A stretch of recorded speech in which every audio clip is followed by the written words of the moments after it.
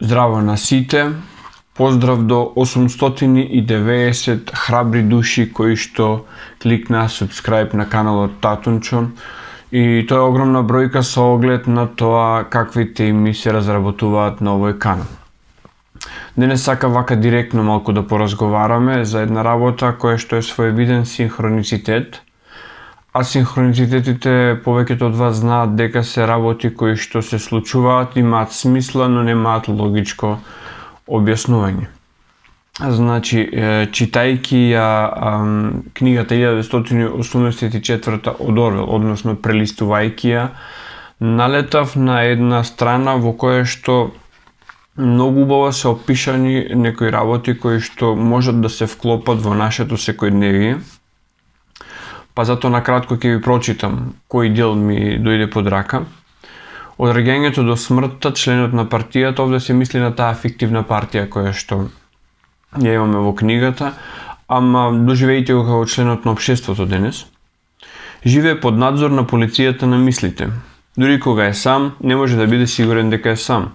Каде да се наоѓа, во сон или најаве, на работа или за време на часовите за одмор, во бања или во кревет. Може да биде надгледуван без предупредување и не знаејќи дека го наблюдуваат.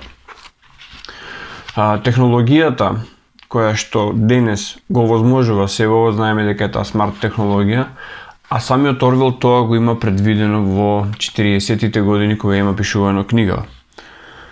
Ништо што тој го прави не е неважно. Неговите пријатели, неговиот начин на одмор, неговото однесување кон жената и децата, изразот на лицето кога е сам, зборовите кои ги мрмори во сонот, дури карактеристичните движења на неговото тело, љубоморно се испитуваат. Не прекршоците, туку и секоја ексцентричност колку и да е мала, секоја промена на навиките, секоја доза на нервоза која може да е симптом на внатрешна борба. Ова исто така многу потсетува на сцени од филмот Minority Report, каде што Том Круз, кој беше агент на мислите, истражуваше потенцијални прекршоци. Значи не прекршоци кои што се случили па подоцна да се најде сторителот, туку се бараат сторители кои што имаат потенцијал да сторат одредени прекршоци. И сега кога размислуваме од каде овој човек во 40-тите години знаел за овие работи или од каде мотивите за филмот Minority Report, многу пати ние велиме дека има еден центар кој што се вика Светски економски форум, кој што ги кажува тенденциите. Моje лично мислење е дека Светскиот економски форум, чии што состаноци дури се јавни и можеме да ги видиме, е само последната инстанца низ која што се праќаат во реално спроведување толку денес во времето. Но постојат организации кои што своевремено идеолошки ги имаат конципирано ваквите случувања, ваквите настани или ваквиот тек на историјата, и подоцна низ вакви дела го имаат само проектирано, да не зборуваме за настаните кои што преку идеологии, преку различни други политички организации се поставени темелите уште многу одамна. Џорџ Орвел заедно со неговиот дистописки колега Хаксли и многу други автори од тоа време се членови на Fabian Society или Фабијанското друштво. И ако отворите на интернет, ќе видите дека тоа е британско социјалистичко или социјалдемократско здружение кое што се залага за постепено реформирање на одредени работи во општеството, следејќи ја таа лева линија. Сега, таа лева линија, социјалистичка, социјалдемократска, со падот на комунизмот ја изгуби она идеологија поврзана со работникот и работничките права и се посвети на она што значи воведување светски социјализам. И големите супер држави од типот на Соединетите Американски држави или Европската унија се најдобра подлога за тоа. И како се остварува сето тоа, значи се воведуваат силни централизирани полуги на моќта, се воведуваат силни даноци, Преку тие даноци големата супер држава станува моќна и тие даноци подоцна ги пушта во оптек преку проекти, но тие проекти се идеологизирани, односно не може да се прави што се сака, туку што се мора. Она што централата ќе го наложи и таа централа сега се вика Европска комисија ама не е по ништо различна од она што порано било Централен комитет на Комунистичката партија или на Болшевистичката партија во Советскиот сојуз.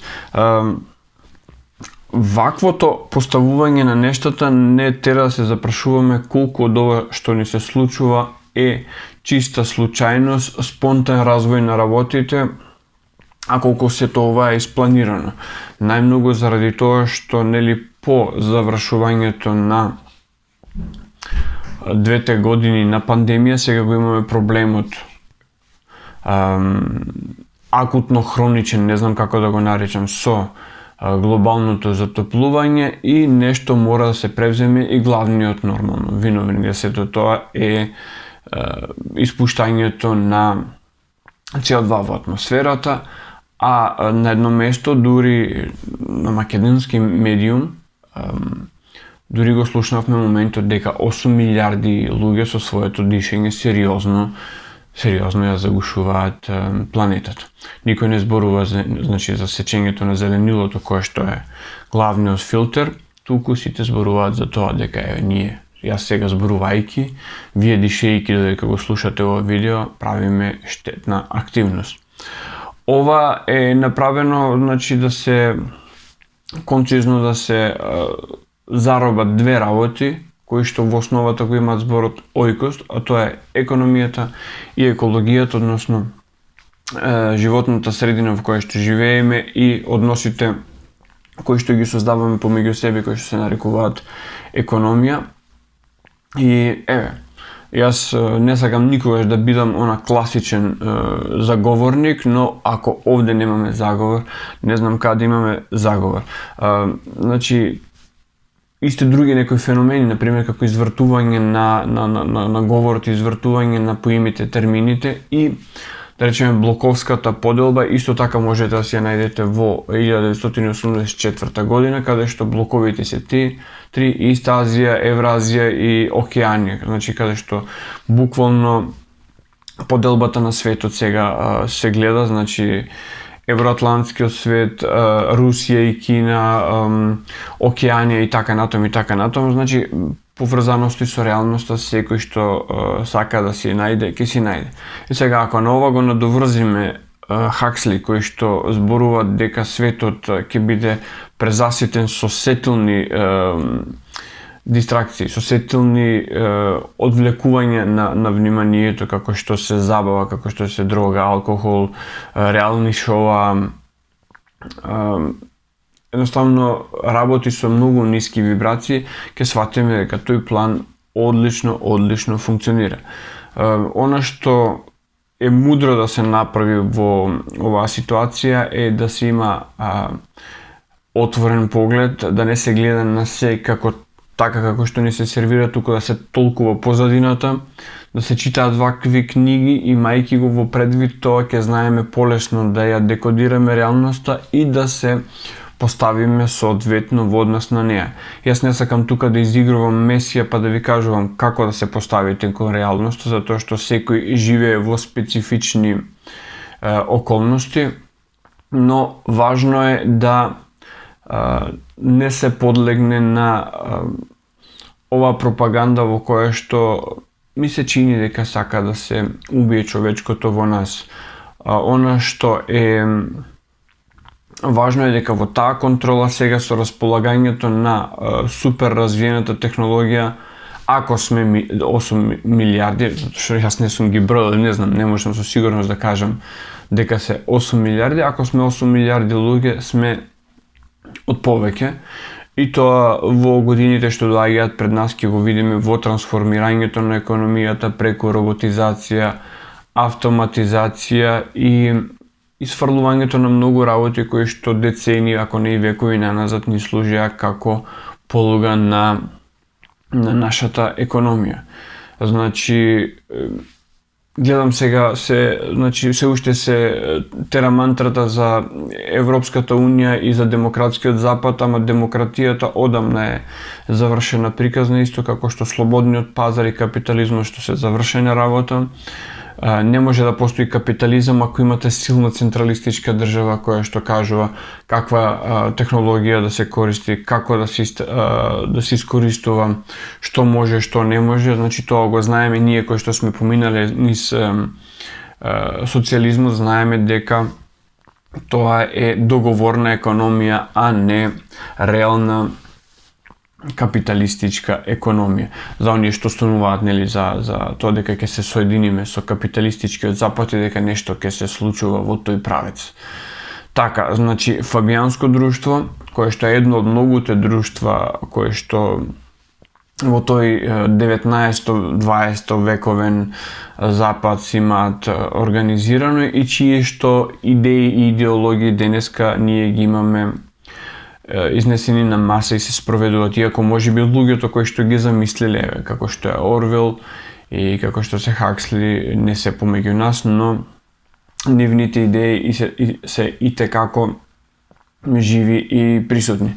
Така што кога ќе посакате да вриштите против Шваб и против Светскиот економски форум, помислете дека тие се само една креација на овие луѓе кои што размислувале во минатото.